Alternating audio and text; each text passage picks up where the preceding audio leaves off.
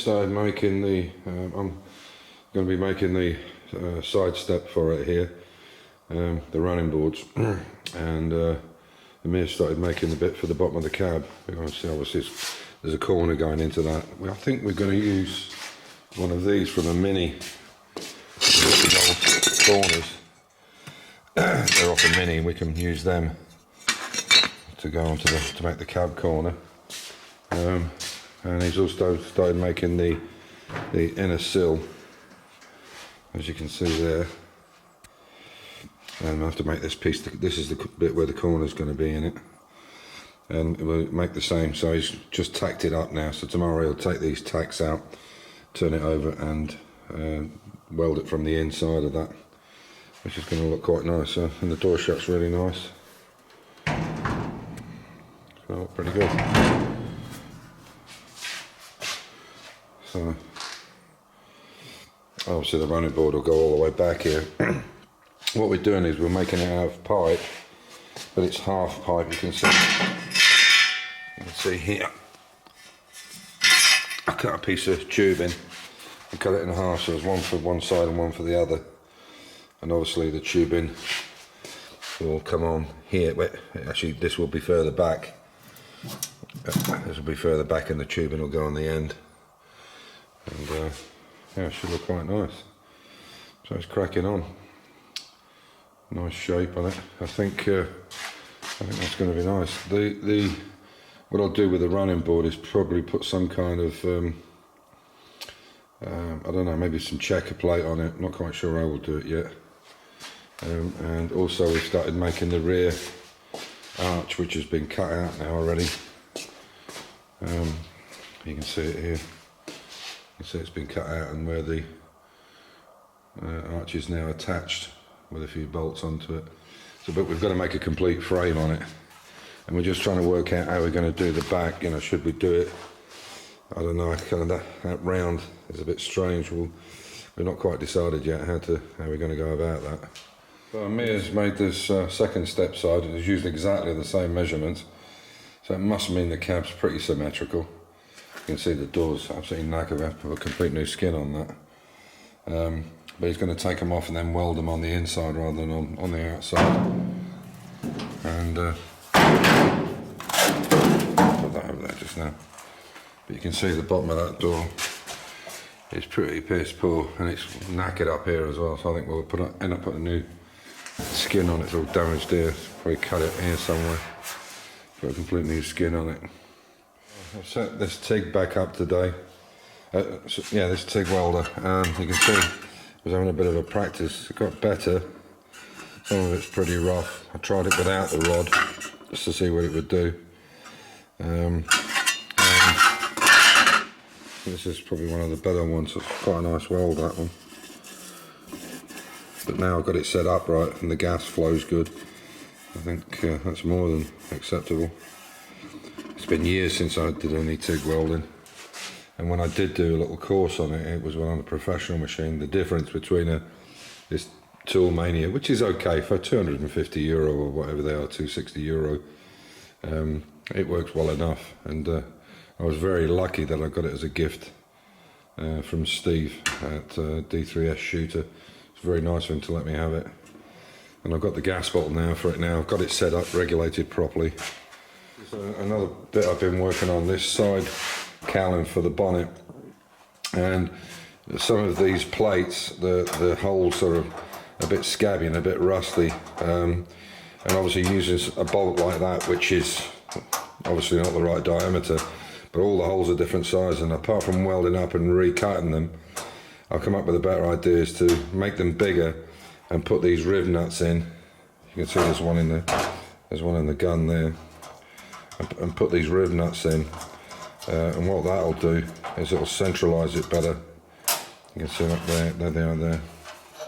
So put those riv nuts into this side of it, and then the door's fitting easy. And you can see when I go to open this now, see how there's virtually no movement there.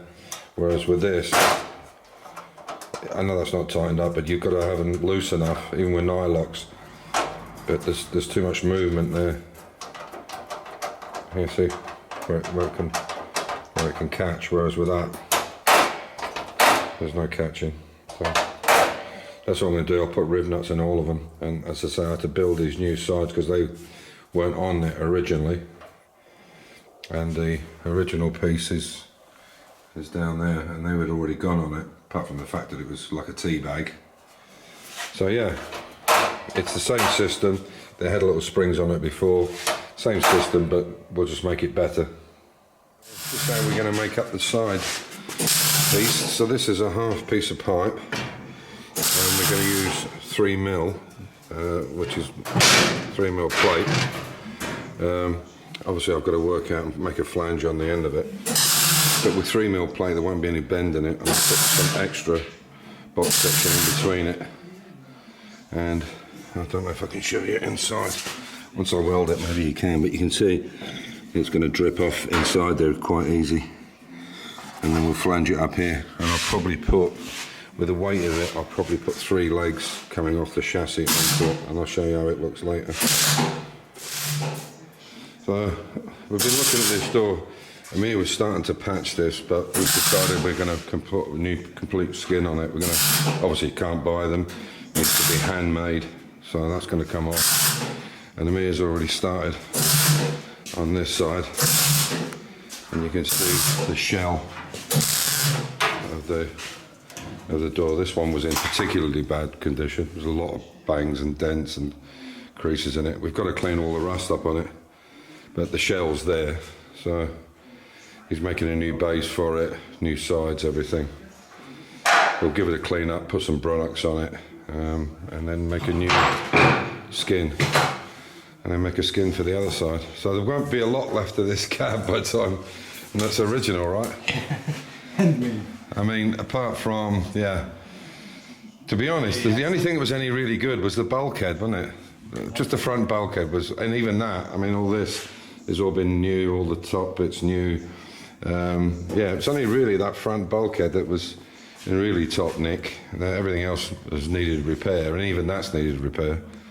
But yeah, so we'll get that done, and and we can start on the other side. And so we've got the sheets there for it, and I'll carry on with this. I'll make this side first. Now what I'll do is I'll make this side fit this front wing, and obviously I've got to repair all this. This is in quite poor condition, it's quite badly pitted, so I'll repair all that and make sure it lines up with here properly. And I won't do the back bit because we have to work out about the arch. The problem is that I don't know what the arch is off. It was given to me by Steve on D3S Shooter. So what we're going to do is, obviously, wherever this comes to, we will cut it off so it's in line. And you can see on the back that it's flaring down. So what we're doing is bring it completely level, so we can cut this wherever we need to cut it and bring it up. Otherwise it'll look a bit weird. We'll see what it's like once I've got it made. So that's what we're up to. Okay. So that's the basics of it in. It's not, I've got these support jacks under it, so it's not exactly the right height, but I can get it the right height. So, and then what I'll do is build a flange on here, hook to this one, and the back ones we'll mess about with once I've got the arch in the right position and cut. And you can see there where it's tight. As we lift this up, because this has got to be straightened like that, I'll put a little tiny thing in it so it's a nice flush fit. Okay, so we've got the ramp up a little bit. We're just working out where we're going to do it. So we have to put 2.5mm box section to square these side frames up. So we're going to come through there and make an L-shaped bracket here, another L-shaped bracket here, and then if you imagine this is the two, it's not, there's two, but imagine there's 2.5 like this, and then we bolt it straight underneath where my fingers are into riv nuts, and this will sit on the outside of the chassis like that one there. So it's going to come through there. I'll cut a hole, and then we'll trim all this shit up as well. But it's 3mm thick steel, so you can see that's where the flange is. So that flange is knackered, unfortunately. So So I'll square all that out, see it's all smashed in and it's rotten. So I'll put a new flange on it when I repair it.